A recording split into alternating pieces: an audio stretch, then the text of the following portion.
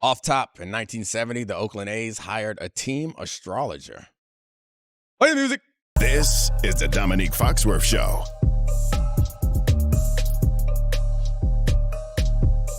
Welcome to the Domonique Foxworth Show. I'm here with my good friend, Charlie. I don't know if I can call you a friend or not, because all you've been doing is, you are my friend. I guess this is what friends do to each other. You just been giving me all weekend or all week about me not being a 5-star recruit when I obviously did not make it up, and I refuse to dig through the crates of my parents' house to find the proof. So, first of all, if I was just saying nice things to you, I would not be your friend. That's very true. That. I'd be so pissed. The second I realized that you liked me is when you stopped saying nice, polite things to me. Yeah, I was just being kind of casually nice as you are to people you don't really know, and then we became real friends. And you get roasted. The second I said something dumb and you referred to me as a bleeping idiot, I was like, I'm in. That's my guy. This is my dude. Love him. So the show has a new enemy. It used to be Kevin Clark, and it is still Kevin Clark, enemy of the show. Tom Lemming. Recruiting analyst. I guess this is ESPN beef in theory. He didn't have you in his top 100 prospects in the country, and Rivals had you 17th overall, 5-star. Oh, so I am a 5-star. So I wasn't making it up. Not unanimous. Oh, I never said that I was a unanimous 5-star. I said that I was a 5-star, and the proof is there. Tom Lemming doesn't agree. I did a lot of deep dives into the 2001 college football recruiting class. A lot. And it's not funny, but it's a little bit funny. Shout out Rivals. We love you. Let's get a subscription. They still doing stuff? They still around? We had to fight to get behind that paywall. I really do need to subscribe after the content they just gave us. But number one recruit in your class was Joe Mauer. Potential Hall of Fame baseball player, catcher for the Twins, was National Player of the Year as a quarterback. Yeah. It's not funny. Concussions are not funny, but him choosing the professional baseball route and having his career ended by concussions is a little bit funny when he didn't. He avoided the CTE of football. That's can we call it ironic or something like that? But I agree with you. Concussions are not funny, but we treat concussions. It's so funny how we've been socialized and we behave so differently around football concussions than we do like kickboxing concussions or boxing concussions. We cackle it all up. The baseball concussions, it's like, why isn't he hitting 350 anymore? What's going on? We're seeing two baseballs. I think so. Your research for the Tom Lemming list. We don't like Tom Lemming now. We're Tom Lemming haters. I mean, look, he had 25 defensive backs ahead of you at least because he had a top 25 by position. And I think that with maybe the exception of Antrell Roll on that list, you were better than every single one. All right, cool. Appreciate it. He made a mistake. He did. If you issue an apology 23 years later, Kevin Clark can be the sole enemy of the show again. Nah, it's going to take 23 years for me to forget. Or maybe half. That's what they say, right? For a breakup, it takes half as long. So, yeah. So, we'll be back friends with Tom Lemming in a little over a decade. Yeah, I mean, this is like you guys saying Josh Allen was going to be a draft bust. Him missing you in his top 25. Don't remind people of that. Stop it. Everyone has Stop it. I backtracked on that a long time ago. I even defended his interceptions. Me and Josh Allen are okay. I do not want to piss off that monster. That Josh, come on the football. Show. We love you. Nah, don't come on the show. I'll take it. Let me get a little boost. A little bump. A little Josh bump. Bringing me back to my high school and college days. I remember, so I enrolled the year before I played, or the year before I went to Maryland. I think it was Phillip Rivers did an early enrollment thing. And I was like, I'm smart. I could do that. So I graduated early. And the second half of my senior year in high school, I went to, it was very stupid, but it worked out because it was so much fun to be a senior in high school. Like I was one of the best football players in the state, and I'd already finished football season. It was so great. And you know what my dumbass did? Let me go be a freaking child on a man's team and go play spring ball at the University of Maryland, in which I got my ass whooped. I have a picture I should show you. I'll find it somewhere. It's like my ID. So I took the school IDs because it wasn't natural enrollment period. The school ID picture taking was later. And I took it after, like in the midst of spring ball. And I looked like I saw a ghost. I didn't have a barber yet. I had pimples all over my face. And I just looked like this, just dead in the eyes. You'd just been eating hang cleans for a month and a half. Just dead in the eyes. But the story that I was thinking about was, so my parents dropped me off, and because my mom was upset, they went to Disney World immediately after dropping me off. The day after, I have to do weight training, and we just get there. I get to the weight room, and they're like, hey, you're 17 years old. You need permission. So Permission slip the whole on a team, college campus. Yes, the whole team is in the weight room lifting weights, and I'm sitting in Deej, Dwight Galt, Deej was his nickname, the strength coach office, waiting for my parents to fax a signed permission slip from Orlando at Disney World back to University of Maryland campus so I could go in there and bench press damn near nothing. At that age, what did you weigh, 160 pounds?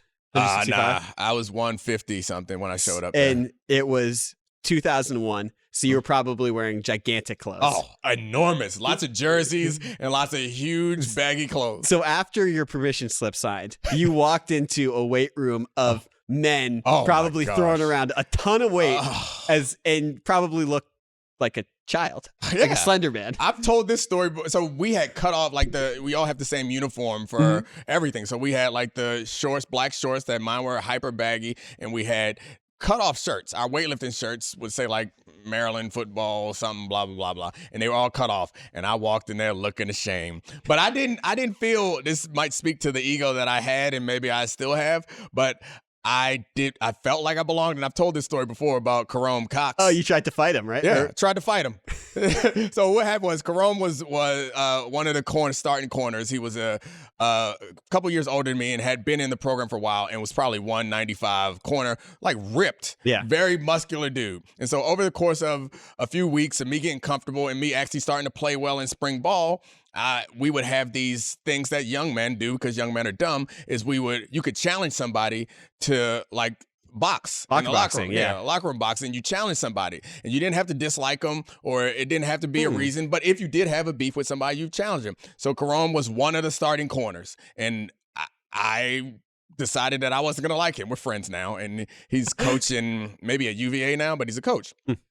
He was one of the starting corners, and I was like, the other starting corner was Tony Okalawan. He was better than Karom. So I was like, all right, that's the one. I want him. Karom hit me with a hook. And to this day, I appreciate that he is not a malicious person because he could have kept going because I think I went black for a second. I didn't go down, but he hit me with a hook where I was like, I woke up and seeing stars. Yeah, he stopped. He stopped because he's a good human, and that's probably why we became friends later on. And yeah, we played together in Denver. He ended up a free agent in Denver when I was there, and we got into a couple fights there, not with each other, with other people because special teams. You started over him at that point. You were right long term. Okay, so speaking of Josh Allen, there is a crazy playoff scenario brewing. If the Steelers beat the Ravens, who are starting Snoop Huntley and presumably many other second string players, the Jaguars beat the 5-11 Titans, which seems likely given that they need to make the playoffs. And the Dolphins beat the Bills on Sunday Night Football. The Bills are eliminated from the playoffs. The Dolphins have clinched the playoff spot, would drop from the 2 to the 6 seed, and would go into Kansas City if they lose that game, which, say what you want about the Chiefs not being good, you're still going against Patrick Mahomes in a playoff game at home. So my question to you is, what is the more likely scenario? And we can go through all the iterations of this. The Bills miss the playoffs or they make the Super Bowl? Gosh, so this unusual circumstance where you could be the 2 seed or you could be out of the playoffs, I've come to believe is perfect for the Bills. Yeah. Because that's how I feel about Josh Allen and the Bills. Is like, he could be the best in football. And he could also not be the best in football sometimes, but you would never hear me say that because I love Josh Allen, and I'm sorry for what I said about future guest. Yeah, future guest Josh Allen. I got a funny story for you. I told Bomani this on his show. It's another sidetrack, sorry. But it's okay. We'll get back to it. So I was talking to Mina about how right we were about Lamar Jackson coming out the draft. And I reminded her that I did a mock draft, and Mina and I wrote a story together about Lamar Jackson. But after that story, I did a mock draft where I had him going 7 to Jacksonville and said in that blurb that I wrote, I said he was the best quarterback in the draft.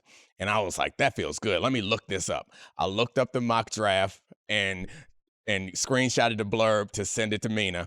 And I sent it to her. And then as I'm reading it, I said that Jacksonville should trade up because not only is the city named after him or some cutesy writing thing, but also because it would pair him with talented young offensive coordinator Nathaniel Hackett.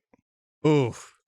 I had such a good, I would love to tweet this out and remind people how smart I am about football, but now I can't because I ruined it. No, that's perfect. It's like, and at that point, Nathaniel Hackett had success with Blake Bortles in the playoffs during design quarterback runs. So I was like, this is perfect. The Usain Bolt era. Yeah, I'm so smart. And then he ruined it. Anyway, back to what you were talking about. The Bills. They're really good. Yeah. And they're really scary.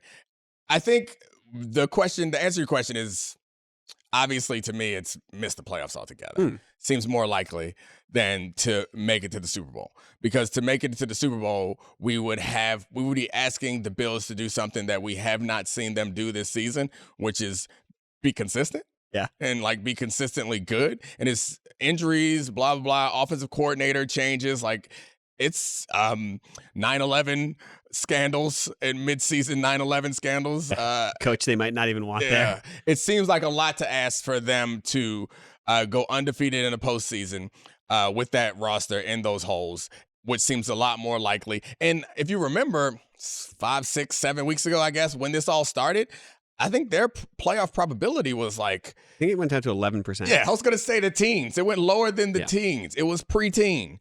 And what they've accomplished up until this point is like worth celebrating and really impressive, and a credit to their fortitude and a credit to their head coach and sticking together, because they've had a lot of things go on. But it's hard for me to imagine that team then rips through the AFC.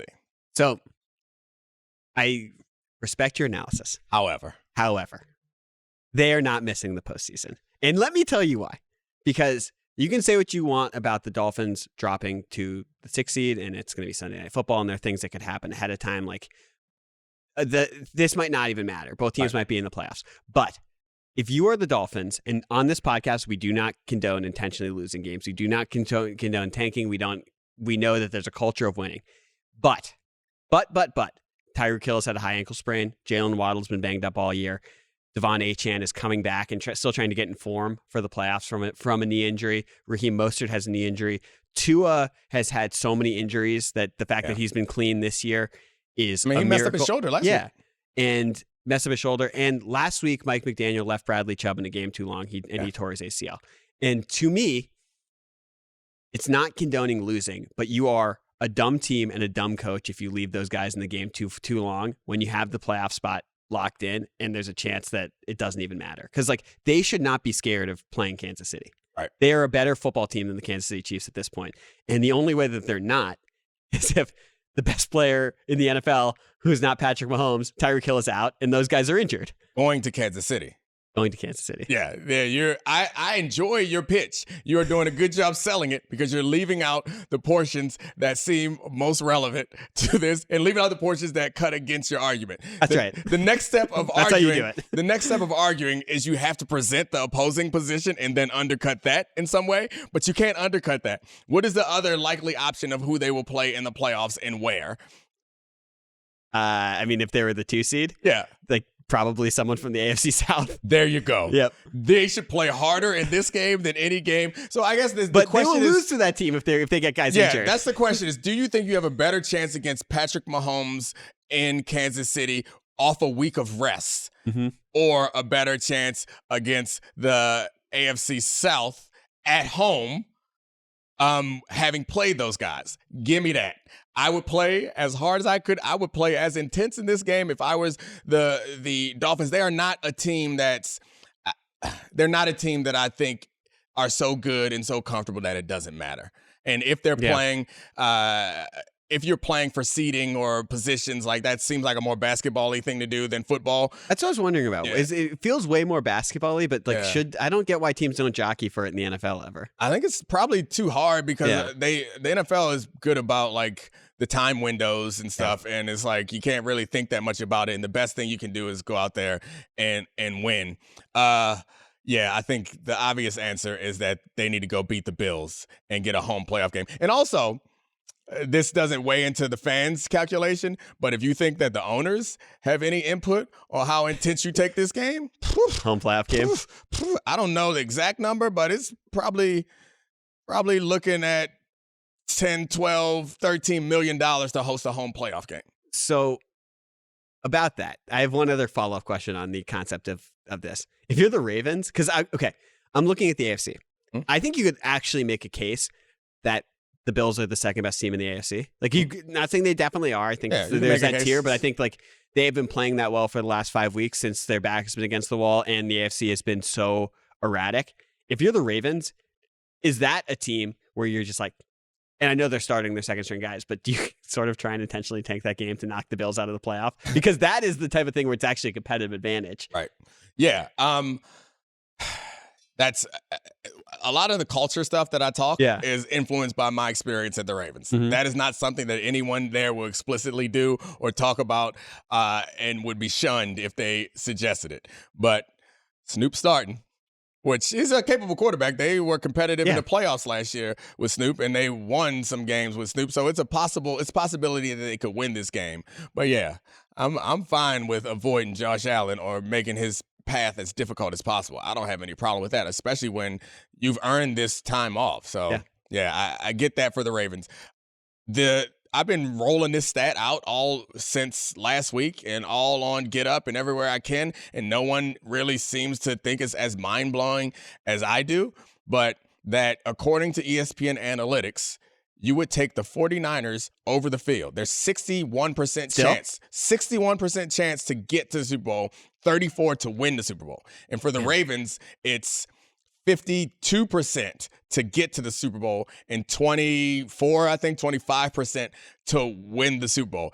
It's since 2015, I think the only other team that's gone over 50% has been the Chiefs on a couple of different occasions, and they were barely over 50%. It's crazy to me. I think part of it is because there's only one first round bye. I think that probably increases the probability, but the probability or the probability according to our analytics is just mind-blowing to me. I assume that heavily weights DVOA to too high of a standard in a single sample size, because I'm just thinking, like, I know before the Ravens game, I think the 49ers had were the third best DVOA team of all time, and the Ravens were like 11th. So they were both elite, but like the 49ers were like historically good. It was like the 07 Pats and the 01 Rams ahead of them.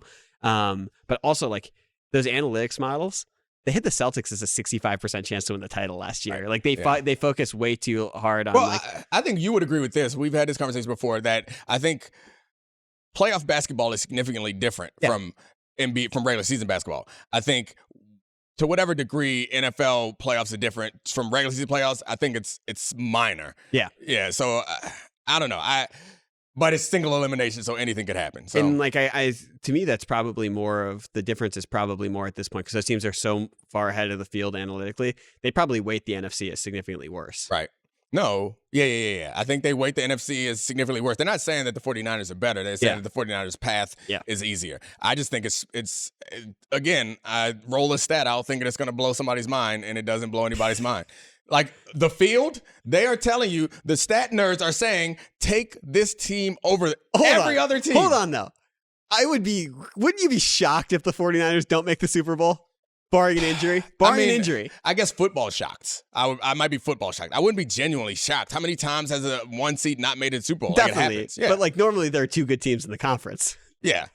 Well, all right, that's fine. And I think the change of the schedule with one first round bye has skewed it more to these top teams. But I don't know. I think it's mind blowing. But I guess your mind is not as blown as I want it to be. No. It's like, I think if it had been a couple years ago, if it had been a normal conference, like if this had been like a Chiefs Bills year when the teams were really good in the AFC and you had one at like above 60% chance, I'd be like, that's. Because my guess is the Eagles' numbers were as good last year as the 49ers are, or at least close, but the 49ers existed. Yeah, there wasn't a clear affiliation. Right. All right, cool. Moving on. Ruin my fun. No, I mean, injuries will change out, because like this is the type of thing where someone's going to play back the clip and be like, you're an idiot. And it's like, well, don't they? So-and-so got hurt. And it's like, I would assume, I guess maybe they don't factor in like sliders for injuries are turned off. Or they don't factor in injury probability. Yeah. But, I mean, I guess they have to, because they have to factor in, like, the history of what happens in that position, which is some injuries happen. All right, well, this is a long sidebar that we probably didn't need. Good podcasting. I loved it. So I enjoyed it. So let's talk about the AFC South that we just talked about. The Texans can clinch the AFC South. Yeah. With the win over the Colts, America's and the Jaguars team. Lost, who and they can just clinch a playoff spot with the win. But this is a real question. CJ Stroud is back and playing. I mean, he's playing fine. He played fine in his game back, but the offense just looks significantly better. Shocker. He's an awesome quarterback. And the Jaguars have been in neutral for the second half of the season since they were 8-3. And we, on our podcast, discussed if they could be the 1 seed. Yes. Spoiler alert, they cannot. Which team to you would be a scarier playoff team? The Texans or the Jaguars? A question that would have been crazy before the season. Yes, definitely the Texans to me. I think it's definitely the Texans. The Jaguars feel, I don't know. It's not even about feel for the Jaguars as much as it's like about evidence. The Texans are getting better. They were sidetracked for a moment when their quarterback got knocked out, but they still won one of those games. Their DJ defense, we're fawning over the quarterback, but the defense has gotten progressively better over the course of the season. That feels like a team, and to the degree that playoff experience matters, they don't have that in NFL experience. They're a relatively young team. You could always make the argument that is like an advantage. You don't know what you get into. Like that sort of thing is out there. I know. I'm just saying that is a hard, because if they win, we're going to say they didn't know to be nervous about it. If they lose, we're going to say they didn't have enough playoff experience. So who knows? It could cut either way. But I think if we're just looking at the teams, I'd rather play the team that is struggling and feels like they're backing into the playoffs than the team that feels like we don't even know what their ceiling is yet.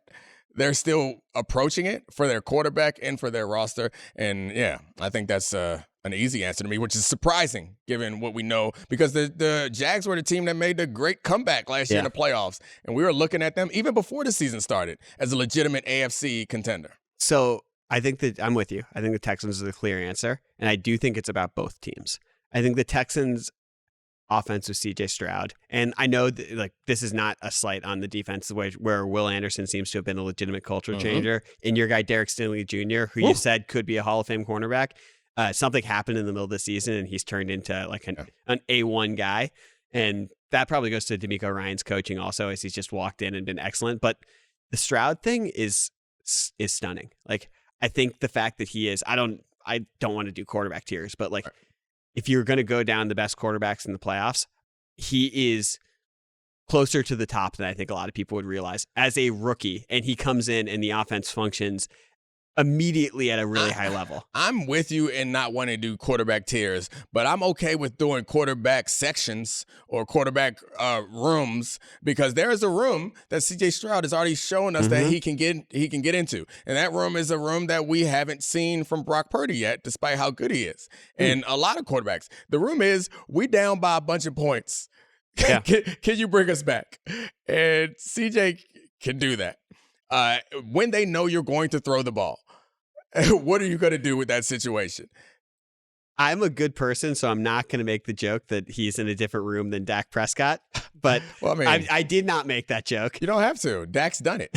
Dak is in a room with Kirk Cousins while CJ Stroud. No, stop it. Dak Prescott has shown that he can bring his team back from down a bunch of points. I didn't make that joke. He's done it in the playoffs. I'm not saying that Dak Prescott has done that inside and outside of the playoffs. I'm not saying it, since you're not saying what you're saying. Glad neither one of us said that. We're just complimenting CJ Stroud. Way to go, CJ. He's really sick. Way to go, CJ. I mean, I think that at some point over the offseason, we should do a deep dive on like how historic quarterbacks that young have been that good, because I keep looking at it and I know it was his second season when Dan Marino like took over the league, but I think like guys in their early 20s who have been that excellent that quickly, like even some of those great players like Mahomes didn't play till his second year, Peyton Manning didn't take off till his second year, CJ Stroud doing it this early and being so mistake free while being such a good thrower of the football, that's like, and I know we're going to get to Aaron Rodgers, but that was like what made Aaron Rodgers special for so long. I could be in attack mode while not making turnovers. It's like, this is rare. We're going to get to Aaron Rodgers? I don't want to get to Aaron Rodgers. Well, we're not going to talk about Aaron Rodgers. Like, we're not going to talk about what, where he belongs in the quarterback list, but we are going to talk about the Packers. Well done. Because this is a story that I actually think has sort of gone under the radar. Like, the Packers could make the playoffs with Jordan Love in their first year with Aaron Rodgers.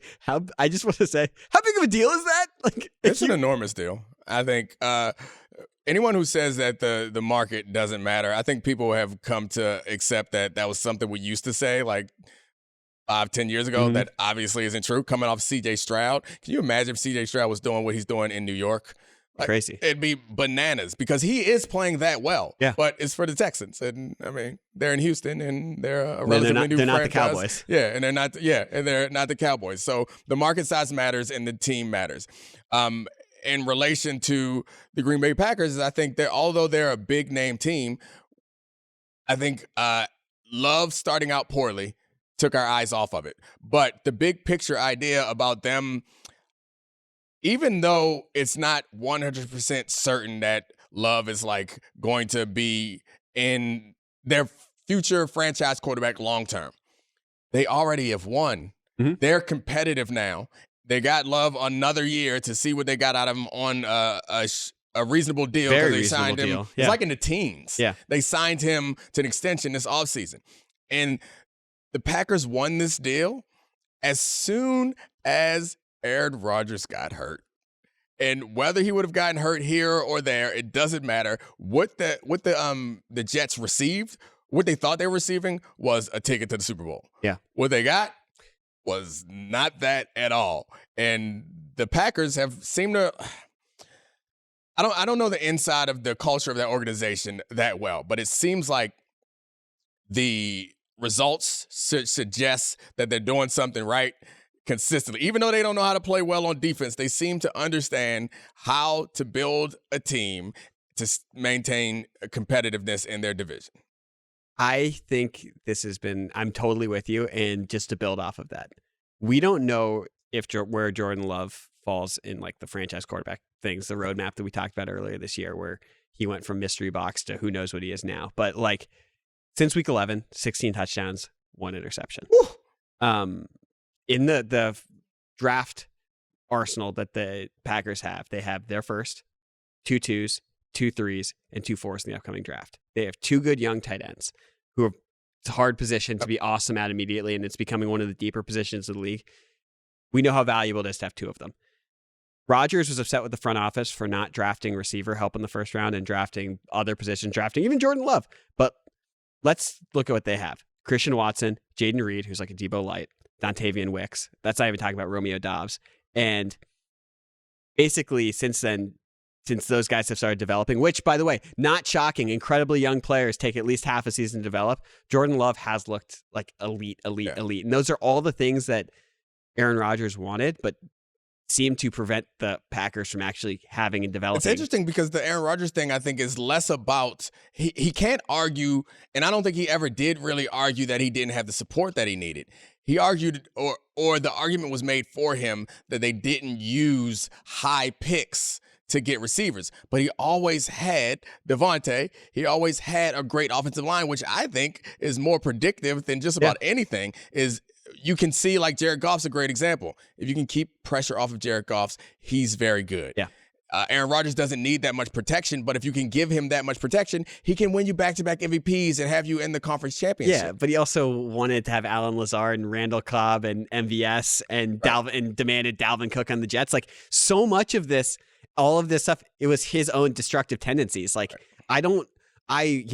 for such an open-minded guy, I'm not sure he was open-minded to the idea of Christian Watson and Dobbs the way he should have been last year, or trusting the front office to bring in young receivers and tight ends, because that talent base, Garrett Wilson is awesome. Breece Hall is awesome. If you look at those rosters, obviously the Jets defense, those offensive weapons are better than what the Jets have. Period. Full stop. And then when you include the offensive line, it's not even close. Yeah, I mean, especially when Breece Hall was coming off of injury, it wasn't even at this season. But yeah, it seemed like it was more about like the gestures than it was about anything else. Yeah. And like, I think I can't remember the name of the book, but there's one book I read a long time ago that was talking about how we make decisions, or how we form our opinions is based off of impulse, and then we find like post hoc justifications to support what we feel, and the justifications happen so fast that we think that we logically came to this position, when in actuality we built a lawyerly argument for something that we felt. Yeah. That's what Aaron Rodgers was doing. It's like he felt disrespected by the Jordan Love pick. Yeah. And then he was like, all right, well, you guys didn't do this, you knew that. And then we look up and it's like, you guys are in the conference championship every year. Yeah. You are winning MVPs.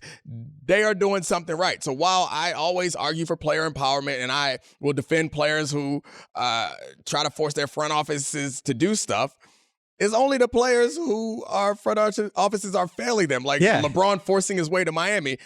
Maybe you don't like that he made it a surprise, but how could anybody ever be upset about that when they're like, hey, we're going to get you some help? Shaq. Yeah. No, I mean, this is totally different because Rodgers was just wrong. I mean, you look at Jordan Love, I think if you had said before the season that he would be 2 touchdowns off the league leading touchdown passes, you'd be like, that is amazing. And even if we like him as a thrower of the football, that's shocking. Yeah. No, I think they haven't been a team that I've been hugely focused on, but I know he's been playing better. But I don't think I knew he was playing as well as the number suggests. You picked out touchdowns and interceptions. You didn't pick out anything else. You didn't go with yards per attempt. You didn't go with QBR. You didn't go with nothing like that. I didn't mention that they almost lost to the Panthers 2 weeks ago. Yeah. I saw. I that was in the back of my head. But I mean, you avoided the analytics stats. You went with old fashioned counting stats, which just suggests to me that you had decided what argument you wanted to make. 10th in QBR. Not bad. I'll take it. Top third of the league, and he was bad for half the season. Yeah, great. All right. You win. Hey, we're on the same team. We agreed on all of that. We did. All right. Thanks, Charlie. Let's talk to Bomani. All right, welcome in to Great Bomani Jones. Thank you for joining us. I'm just getting off of During the Right Time with him, which you all should probably rate, review, subscribe, and all that stuff too. And in our conversation, we had a topic pop up that we didn't get to dive into that I thought would be interesting because we had 2 legendary, I guess, coaches that seem like they're kind of on the hot seat. One is probably going to get fired or at least move on, going to retire. I don't know. I guess he's not going to retire. And Bill Belichick. And there's a lot of noise around Mike Tomlin that I think's quieted some because he might sneak back into the playoffs. But it brought up an interesting question to me about hiring coaches. And it's like the results.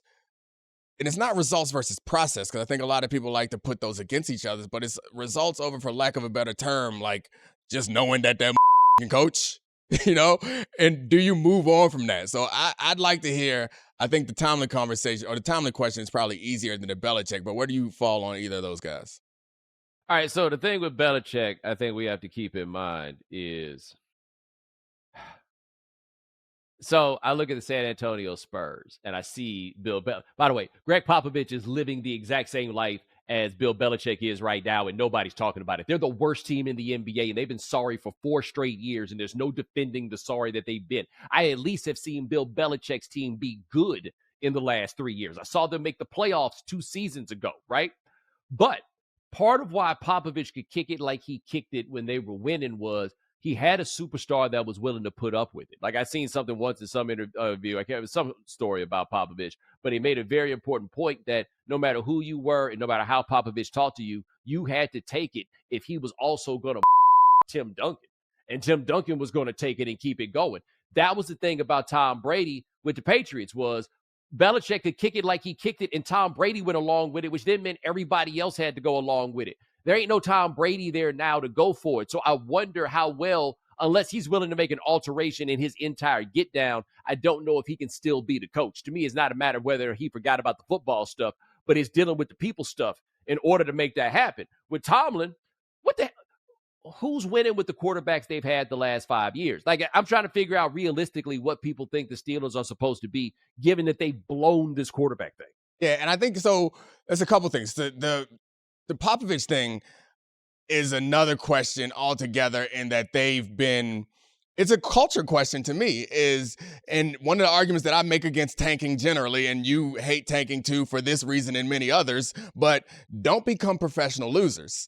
And it's hard to then turn that ship around. So in basketball, while Popovich was losing, I think part of it was an understanding that that's how you rebuild in basketball. Whereas I think most football teams don't look at it that way, and understandably so. So that while they will give you some grace when you're in a rebuilding period, they will not just completely write it off with it, which is what it felt like in San Antonio, where there's like, don't worry about it. Pop's great.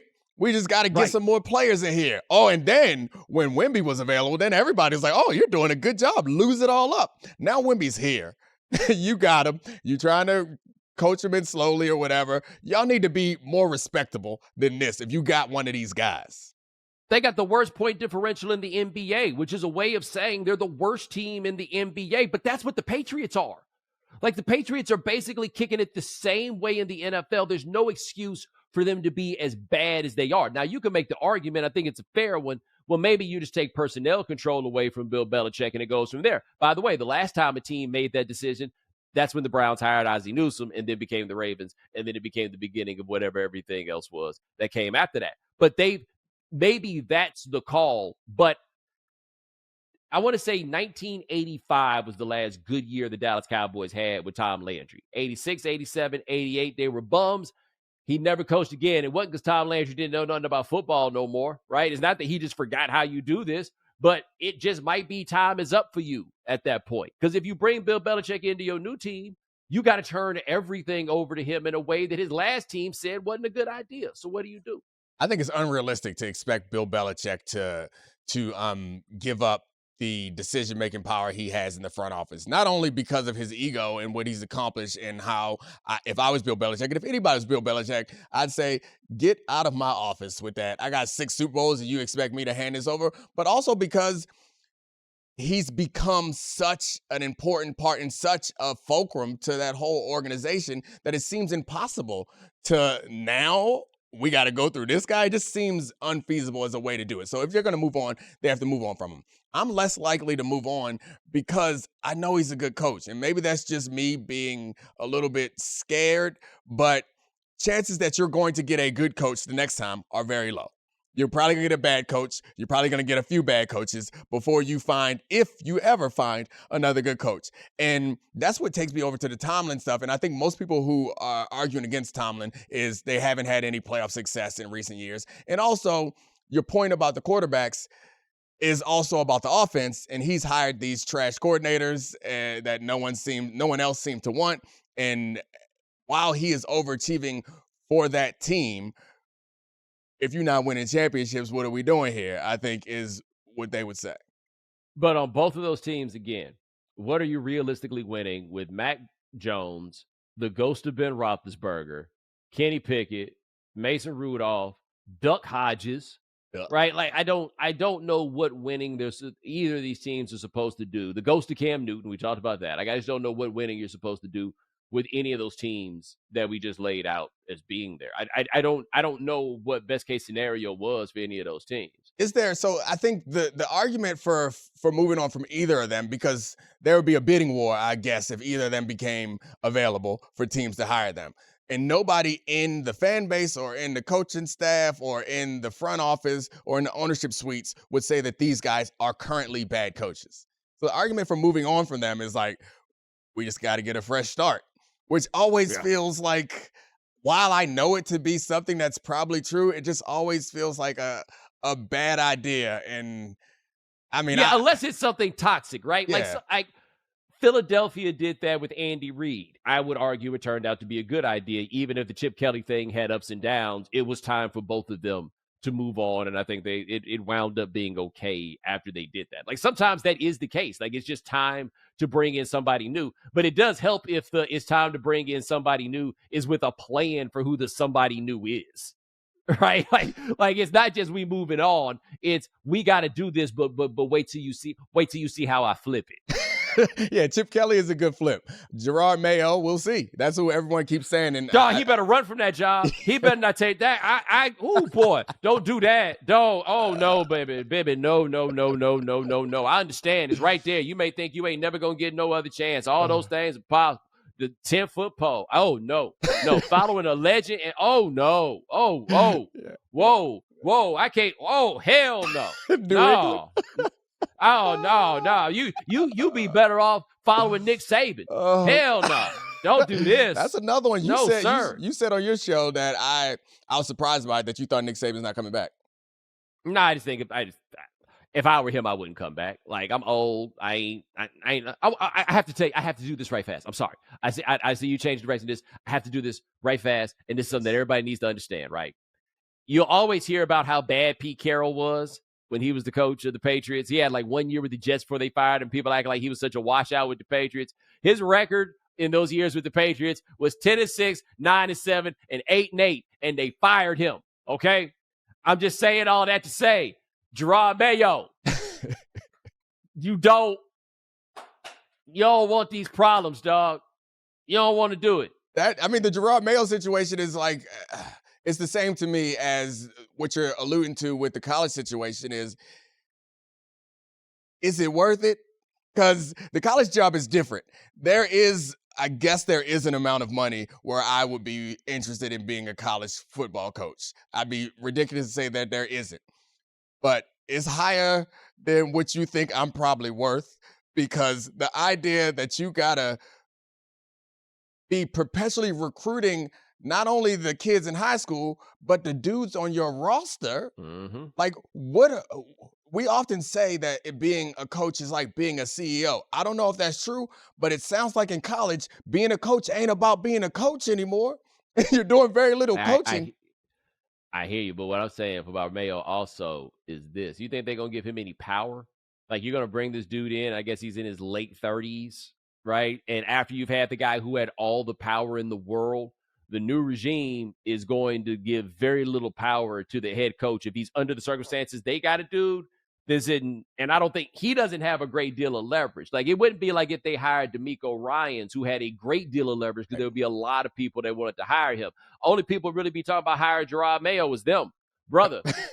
Oh, damn, I told on myself. But don't do it. Don't do it. Don't do it. Don't do it. Don't do it. Don't do it.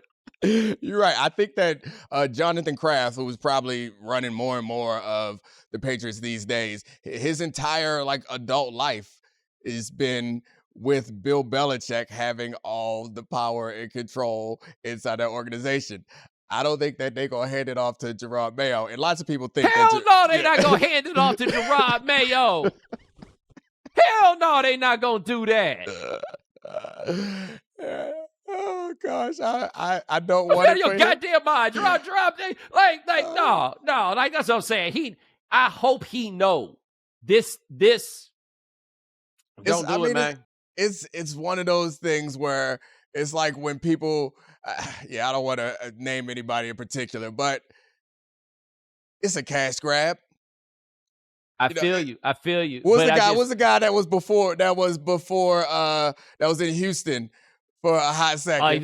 You talk about David Culley and Lovey Smith? Not Lovey, David Culley. David Culley's like, all right, I'll take this. Give me that money. This all I'm saying is one thing that you can't get the time back that you lose while you're doing that job, but with also the time that it's going to take off your life. Yeah. You can't ignore that. Like, we have not seen the Boston animal in a long time. It's kind of like the Alabama fan. We ain't really seen it happen in football because they've been so good for 20 straight years. They coming for your neck if you're the next person to take that job, no matter who you are. It was like 5 years ago, I think, 5 or 6 years ago, when you explained to me what it was like in Alabama, the expectations. And I believed you because I liked you and I trust you, but I ain't really know. But I kind of know now. Them boys is upset because he took a bad team, not a bad team, but he took a team that had no business in the playoffs and won a SEC championship against the team that hadn't lost in 2 damn years. And he went to overtime against a team that I thought was better and barely lost by 3 yards. And they like, They down there like, I don't think nobody want them out, but they like, y'all should not need to think. Y'all should not need to. His mistake is the fact that they ain't had no business being there. It ain't never supposed to be like this. It ain't never supposed to not have no reason. Oh, gosh. Never. They're crazy down there. Well, we got off of the Tomlin stuff. I think there's probably not much there to talk about. Maybe people have come off of that believing it was a thing that was possible. But I do have new perspective on the Patriots. I still wouldn't fire that man. That man still can coach. That defense still is good. We just going to have to figure it out. We're going to hope we get lucky with a quarterback because I'm not moving on, especially if I'm Robert Kraft. I'm going to go get one of these other young whippersnappers that come up here and ruin all this. No thanks. That's the issue. Like, again, they think maybe they think Gerard Mayo that dude. Maybe they do, and he might be. It don't matter, Gerard. If you could do it there, you could do it anywhere, my brother. I like this public service announcement. That's what this look, man. This segment turned into. Nobody is set up for success under them circumstances. Nobody is. Got a little. Ain't nobody made that work, but George Seifert. George Seifert made it work. I mean, Barry Switzer. Does that count? A He little. wasn't a legend. Jimmy wasn't a legend. Like Yeah, that's Jimmy fair. That's at fair. that point was a back-to-back Super Bowl champion, but he wasn't a legend. Bill Walsh was the genius, and George Yes. Seifert came behind that and won 2 Super Bowls. I Right? mean, frankly, Like, as much as we talk about how the Shanahan offense is taking over all of football, like Shanahan is a Walsh disciple, and it is all predicated on that. Bill Walsh is like a seminal Mount Rushmore type NFL figure. To follow that and still win some championships is pretty impressive. yes. And Bill Walsh, kind of the Branch Rickey of NFL coaching. Heard. People don't know that. And Kyle Shanahan is Yes. keeping that spirit alive. Look around at Yes. these coaches who ain't white. Where they come from? That's right. I was telling people, like, as much as we celebrate Shanahan's offensive acumen, I point out that, like, the defense has always been great. And you want to know how great the defense is? They got a Lebanese man, a head coaching job in the NFL. That's how great the defense has been there, is they got this man a head coaching job for the New York Jets and then went on to get DeMeco Ryans a job. Them defenses have been great. And it's his defense. Yeah. Like, you have to realize Steve Wilson's up there. Steve No. Wilson, the defense coordinator, all the time, ain't running his defense. Mm-hmm. Like, Steve, you can come in here, but you're going to have to change. Don't bring none of Yes. your terminology. Don't bring none of your philosophy. It's going to take you a little while to catch on. This is what we do here. This is what gives me trouble. This is what you're going to have to do, because this is how it's going to work. All right, Bomani, I appreciate you hopping on with me. Again, everyone, check him out. The Right Time. Rate, review, subscribe, download. Rate, review it after you rate, review mine, of course. Do it at the same time. You ain't got nothing to do. All right, we out. How has Domonique been lately? Bad or good? Let's find out. This is Roses and Thorns. All right, time for your favorite segment with my favorite person, the catch of this podcast. Roses and Thorns with Ashley Fox. Why are you laughing so hard? Because we were just talking about, yeah. Anyway, thank you. I said, as much as I like a confident man who knows he's the catch, I want my man to also like publicly proclaim, that he adores me and thinks I'm the catch. So thank you Publicly very proclaimed. much. It's been, I can't talk publicly proclaimed now, even though he's like, but we all know it's true. Oh, no, I'm good. I'm joking. He's I don't not care like what that. y'all think. He's like, I know it's true. We each bring a lot to the table, I think.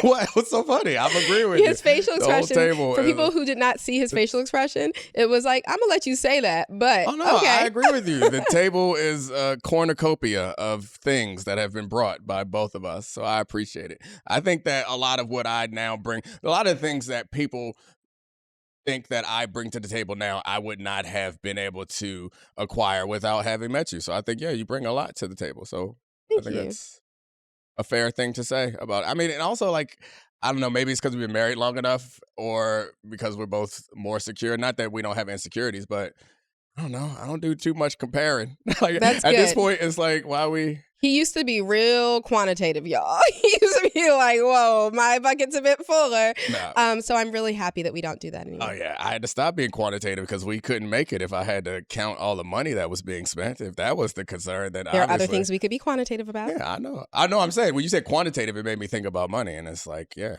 So got to keep working or be unhoused in our latter up. years. So ESPN, keep them checks coming because He's somebody not likes... awkward at all. Oh, awkward? I'm not awkward. Anyway. Happy holidays. Happy New Year, I guess. Happy New Year, everyone. Happy New Year. It's a wonderful new year. You got fancy glittery nails. Do Don't talk people about- know? Do don't people talk know? about my nails. Do people know how fast? Yeah, they know. If anyone who's been involved in this segment knows that I you love are. all holidays. You dress like that was a stupid question for you to ask. Because last time they saw you, you had on antlers. So yes, they know that you're festive. He cursed, guys. He must I have curse all the feelings time. about my antlers. He does not curse all the time. When he On the show, I curses, do. oh really? Y'all, he's fronting for. He's trying to seem cool. He really does not curse a lot. So when he curses in conversation with me, I curse. I think I've said this before. It sounds like deja vu, but I curse probably too much when I'm talking. And so I don't curse at him, but I curse in conversation with him. When he curses in conversation with me, I'm like, oh, who you mad at? Like, oh, okay, what did I do today? Like, It let's was find for out. comedic effect. Okay, I was wearing antlers. Yeah, because of course, like, I have a whole Christmas headband collection. Stu.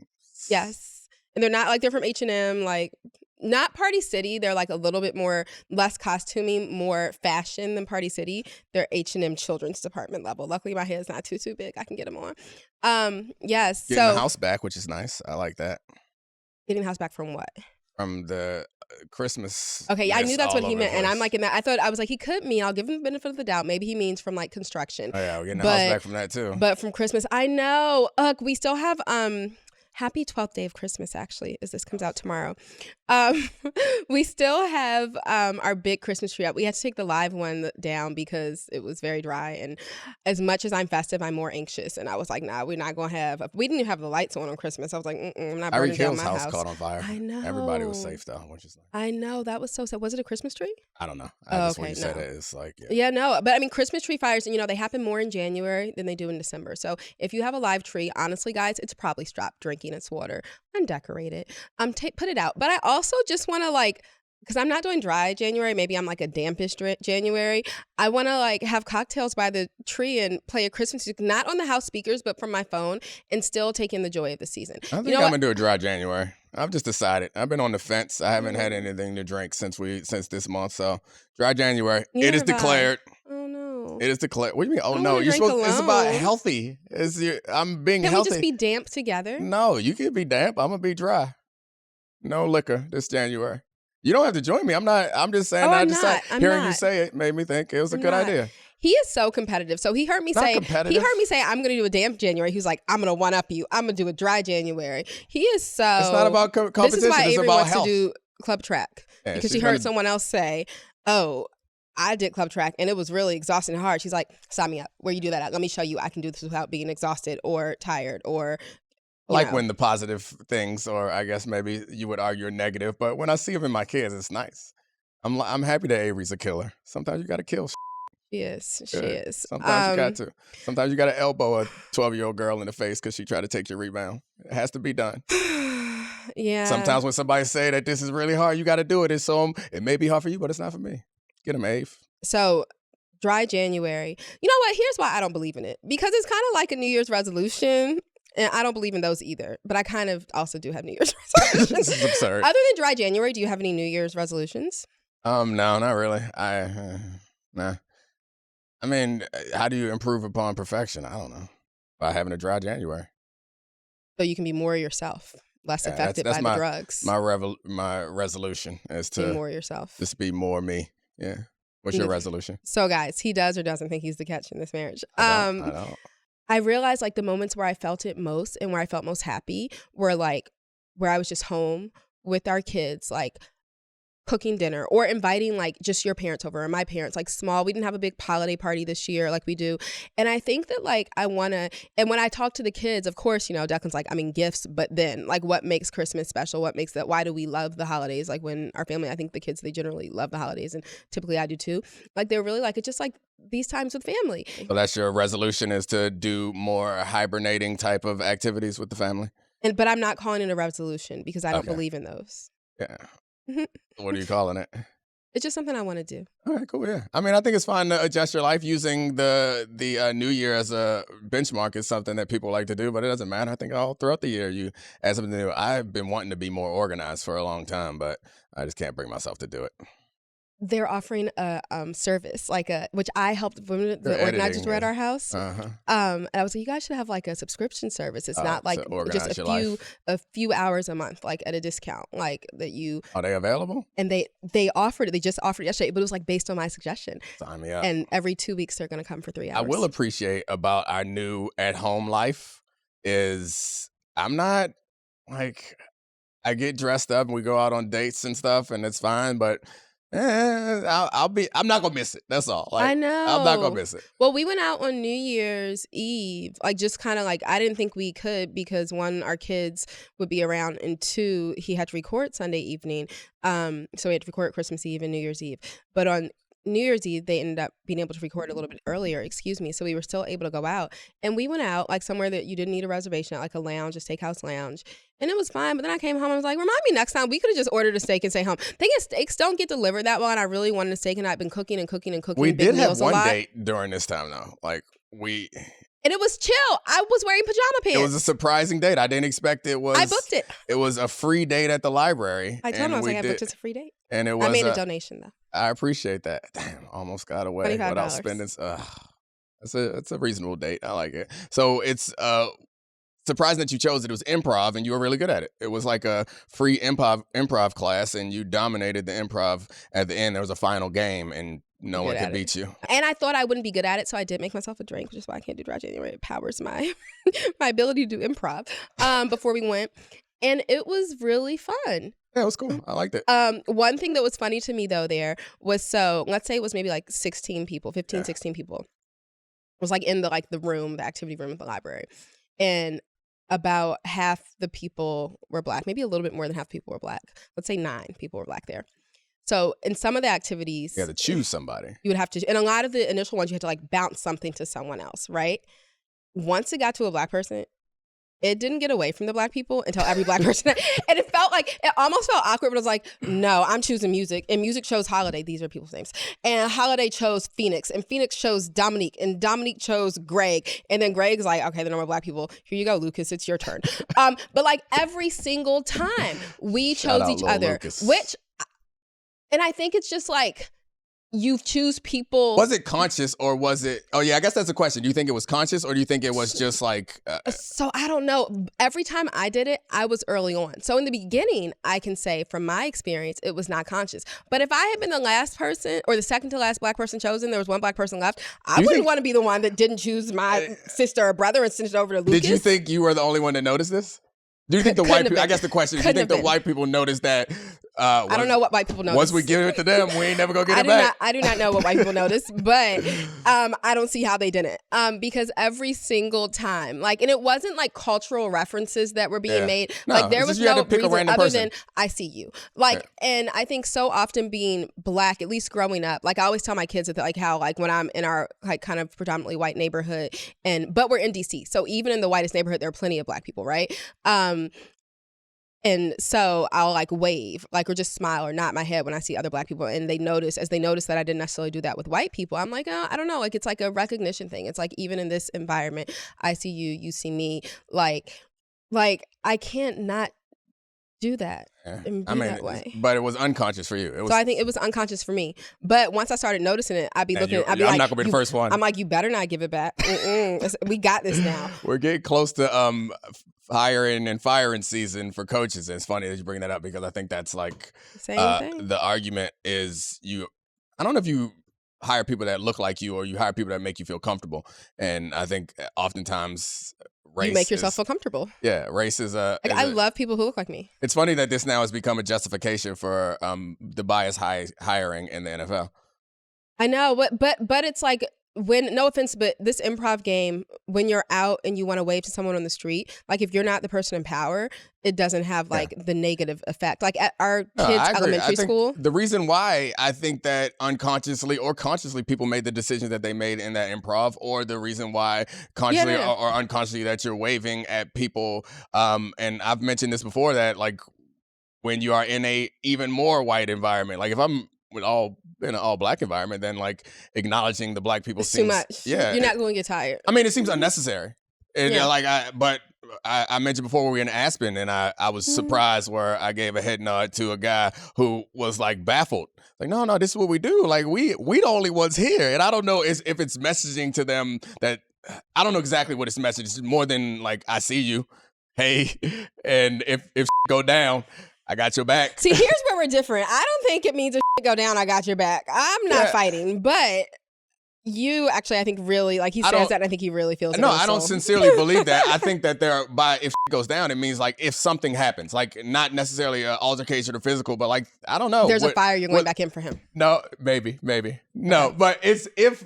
Good. I don't know if Please I would have ever thought. Please take your Christmas trees out so Dominique does not have to go back in for you if there's a fire. I don't know what I think it is, as much as it's like if there's some instance of bias or whatever. It's like, I don't know. It's honestly, I don't anticipate ever having to do anything. I passed my age of fighting a long time ago, but I think the point is that the reason why it's offensive when the people in power do it is because they are in power. You're and keeping it's impactful. It's I mean, this is going to a much deeper and much different conversation than I anticipated. I'm very deep. I'm not. But no, I see it. This irks me the most. I love my kids' school. They're really like good with diversity in so many ways. But the vice principal, who the principal hired recently, there wasn't always a vice principal position, looks like a carbon copy of the principal. And I'm sure she is very like well qualified and stuff, but it's like once that happens, like you just notice it. Like in a, you know, if it were a black woman who chose a carbon copy, I'd probably notice it, but I'd be like, okay, moving on. I'm gonna pretend I don't. But every time, like literally sometimes they're wearing the same boots and the same coat. Like, and I'm like, damn, you couldn't have mixed that up a little bit. Because then the fear too is not because people look alike, it doesn't mean they think alike, but it's more likely that they've had similar life experiences and that have impacted how they think. And therefore, like, they might think more similarly to someone who looks like them and has had similar experiences. And you want like diversity of opinion, not just diversity of like appearance. I think people would argue that you're working in an environment, you're going to spend a lot of time with this person. You want to get somebody that you like and someone you feel comfortable with, but that doesn't necessarily lead to the best results or the fairest outcomes. But, and like if it's just like a 2-person environment, perhaps, but in a lot of these positions, whether it's a principal of a school, the coach or leader of a team, you are impacting a whole organization. You're impacting the whole organization, but I'm saying in those environments, those two people are like an owner of a sports team, a general manager of a sports team, are working together relatively frequently. I'm not saying it's the right thing. I'm saying that it probably leads to worse outcomes making those choices, but that's probably the motivation behind it. Basically, we get y'all's accidental racism is what he's trying to say. Or intentional. I was trying to be nice. Well, be honest. Anyway, you got a rose of the day, rose of the week, rose of the month, rose of the year? Any roses? That it is officially sweater weather. I love sweaters. And I wish I could wear them all year, but I can't. But now I can. And the one rough thing about how much I love being festive is like in those weeks of December, even when I wasn't really feeling it, like basically, okay, all of December, I feel like I can only wear Christmas colors and Christmas sweaters. So like, I don't know, it's kind of ties you down. And so now I'm just into my sweaters and I like that. This doesn't qualify as a Christmas sweater. I see how you would say it does. I could argue it does because I'm Christian and in our church we have an Advent wreath, and it's purple and pink, the calendars, but I don't consider this a Christmas sweater now. But I see where you would say that. What is the festive, or there's no festive nature sweater, it's just a sweater, just a pink sweater? Yeah. With purple on it? Yeah. All right. Thank you for joining us, Ashley. Thank you to all my great producers, Megan, Serafina, Brian, Kevin. Never forget Cortez. Never forget Cortez. And Charlie. We out. I feel like you forgot some things. Did I? Otville. Oh. Sorry. This is the Domonique Foxworth Show.